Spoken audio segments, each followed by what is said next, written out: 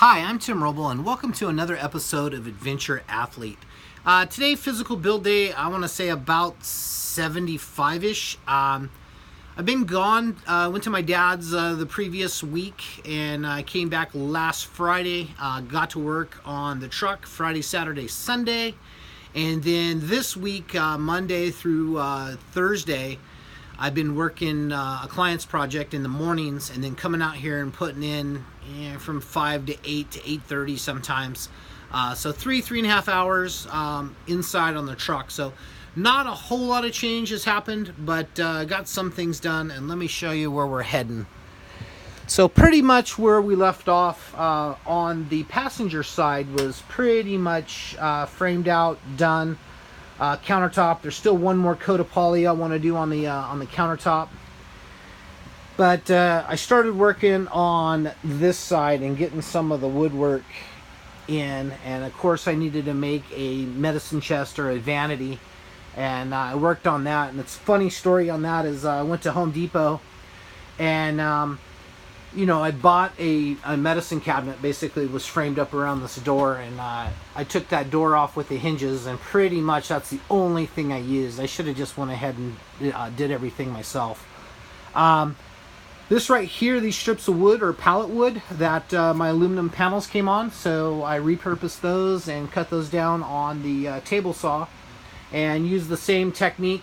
Went ahead and burned it with the propane torch, and then 2 coats of polyurethane, and then use this mesh again. And you want to be good or lucky, you kind of got to design on the fly, and that's how I really operate and do very well. But yeah, I cut this to fit inside of the groove, so this panel is screwed in place that actually holds this mesh in, and it's wedged in place, doesn't rattle, anything like that. So super happy how that turned out. And it provides adequate storage for what we're going to do. This is going to have a first aid kit, and of course ibuprofen and some vitamins and anything other bathroom related, toothbrushes and toothpaste and stuff like that. Probably a roll of toilet paper. The porta potty, I decided I was going to paint it rustic, so it just got painted and prepped. This wall right here was probably one of the more difficult walls to figure out, just because it had so much going on. So I've taken 2 of the angles basically out of it and ran some boards long to cover some stuff up, and that allowed me to put some double insulation in some areas. So got this all framed up. I got the cleats in that holds everything to the ground, and kind of just see I got the fuel filler boxed in, a fender well's done. So basically this side right now is complete, other than the futon. So I went out and I ordered this futon from Walmart online. And one of the things with not being able to sit on something or try something on, you get it and hey, it looked great. I said, man, it's a nice leather, fake leather look, and it'll be easy to clean and all of that. So I put that in late last night, about 6:30 I started on that, and I started playing with fitment, and it was so tall.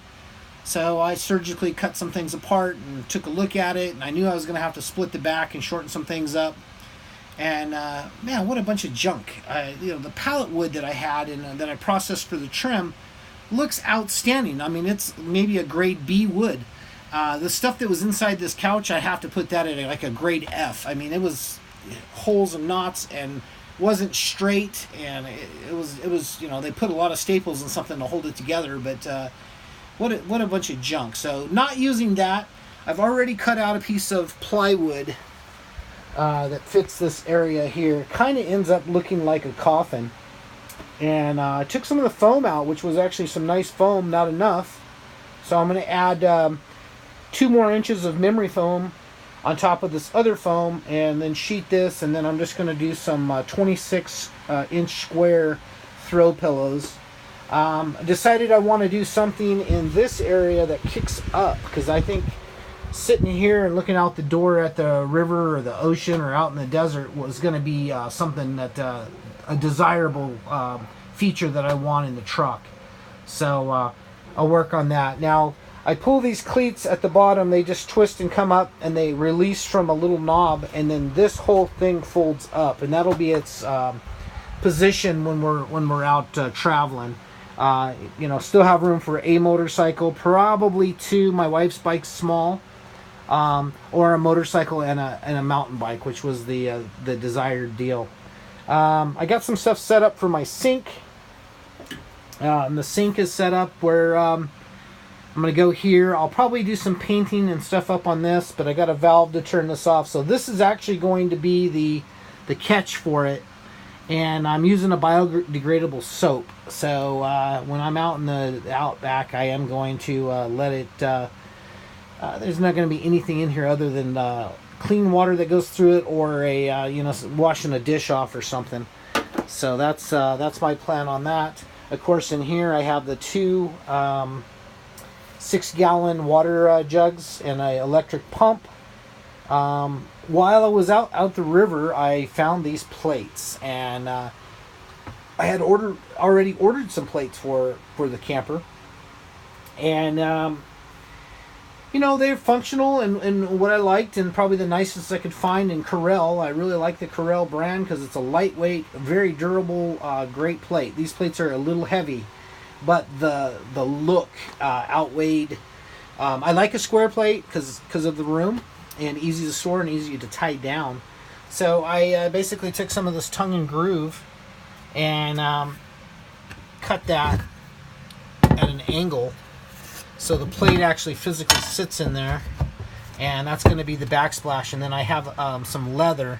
I'm going to fix some leather, and that's going to come up here and then come down here and snap into place.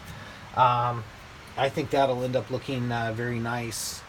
I guess that's about it. Right now the big push this next week is still going to be working on the car, and then the following week I'm going to take all this paneling off and figure out a better solution for that. I got all the material in. I ordered that Friday. When I got back, it came in Monday morning. So that's pretty much a update of what's going on. I guess another thing is I got the TV bolted in, 4 bolts, and this comes off. I still have to do some trimming in the back to get this to lock into place correctly. Got the paper towel holder in. I put the other clamp on the top of this. And I got a soap dispenser that came in. So that's going to have the Dr. Bronner's soap in it, biodegradable soap. And I'll take with that, and I dilute it down to like maybe 1/10 of soap to the rest of water. It seems to work out that way. You don't get a lot of buildup in your pump. So still a lot of little finish things to do inside here, but I'm very happy with how the process is turning out. I think it looks great. Hopefully you guys do too. If not, I'm the guy that's got to live with it. So. Another thing that I put in, I believe that was Friday, is I put these off-road lights in for just like a workstation and back. I got a pack of 8 of those off of Amazon. That was super cheap. When I say super cheap, I mean like I got 8 lights for something like $35 or something. I mean, it was just like giving them away basically. So I got those. I was hoping they weren't going to be as bright and crisp as they are, and you could actually use those as a driving light or a spotting light for campsite. So I do plan on putting the 2 in the back and then 2 on each side, and that'll leave me 2 left that I may run on the front bumper or something. We'll see what happens, but that's going to be it for now. Thank you guys for checking up on me. I appreciate all your comments. I appreciate each and every one of you that watches my videos and listens to my rants. Hopefully you guys learning something about this or appreciate it and think that maybe you can tackle something like this. I believe the key components in a build like this is you have to have the creativity to say, yeah, I can build this. And really what it boils down to is your proficiency with a tape measure, and then transferring that over to a line, knowing what side of that line to cut, whether it's steel or wood, and just working through the process. And when something's not right, don't be afraid to go backwards a day or two to make it right. And I think that's the key thing. That's one of the things my neighbor was, he came over and he was saying, he said, that's one thing that you do really, really well is like when you do something and you don't like it, you'll unscrew it, trash it, and start right back over in a new direction. And I believe that. And I believe that everyone's capable of doing something like this if you just break it down into simple things. Using a square. That's something that's that's a big one, being able to square a piece. Just attention to detail and do the right thing throughout the build. Focus on good welds. If you're not a great welder, there's a lot of good YouTube channels out there that'll show you how to weld. Get your welds proficient, get your cuts proficient, and a square and a tape measure. And that's really the core of this whole build. I've probably used less than probably $2,000 worth of tools. Like if they said, hey, you need a tool up for this project, you could probably do it on a $2,000 budget. And that's a welder, angle grinder, cutter, sander, grinder, tin snips, a jigsaw, a skill saw, and other than that, I think you could probably run, maybe 8 tape measures. I don't know what happens every morning. The tape measure fairy comes through and steals my tape measures, but I think I'm down, honestly, 4 tape measures on this project. I'm starting to suspect raccoons are coming and getting them, because I came out here this morning and I know exactly where I left them, and I was down 1 this morning. I said something's taking my tape measures. But anyway, that's going to be it. Long-winded. Happy to see you guys out there and all of your comments. That really helps me keep pushing through the build. Anyway, that's going to be it for now. I'm Tim Roble. Thank you guys for watching, and I'll catch you here next time.